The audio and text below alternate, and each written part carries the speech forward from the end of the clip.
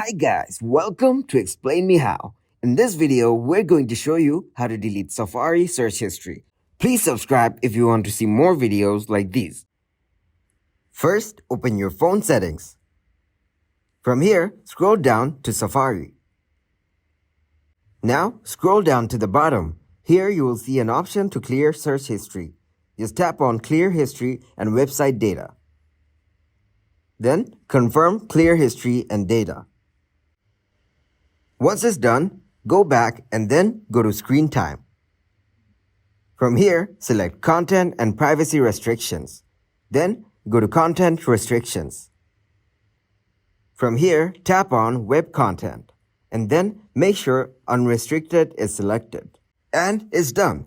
Thanks for watching this video. I hope it was useful. Make sure to drop a like and subscribe to get notified for new videos. We are dropping new videos every day to help all of you.